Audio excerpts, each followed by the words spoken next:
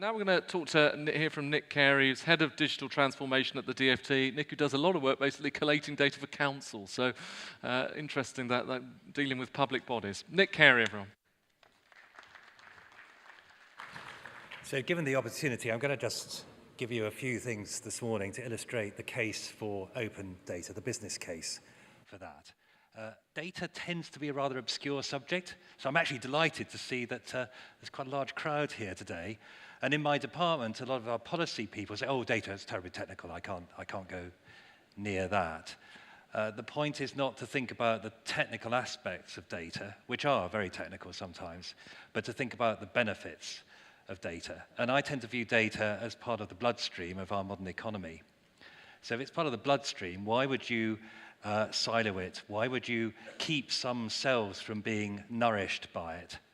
But then the challenge, of course, and not least for my colleagues in Ordnance Survey, is that traditionally, and I also think of the UK Hydrographic Office, traditionally mapping companies that are very data intensive have made their money by selling an encapsulated form of data as a paper map, and obviously people appreciate that you have to pay for that. In this rather scary new world where actually a lot of data is now obtainable for free, it is actually very, very difficult to then think, well, how do I build a business on top of that if the raw material is free? Well, the point is that it can't happen overnight, but one has to move to a model in which the value is what is added, turning data into information. Ultimately, why is this important? Well, in highways, it's incredibly important because actually my colleague Tony Malone in Highways England publishes a lot of data.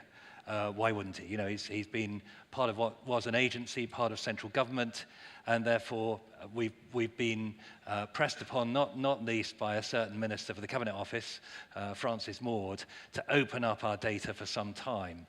But actually out in the commercial world, that is a much more challenging problem because of the fact that the data has to be maintained, it has to be kept up to good quality, etc. But if you look at the impact of not opening up data, look no further than local authorities, which I really, really want to help and get more coherence and cohesion with. Inside local authorities, typically data is siloed. And in highways, that's a real problem because it means that you can't actually see the maintenance problem yourself. You can't understand the impact of one activity on another. By opening it all up, you can look across the entirety of your organization.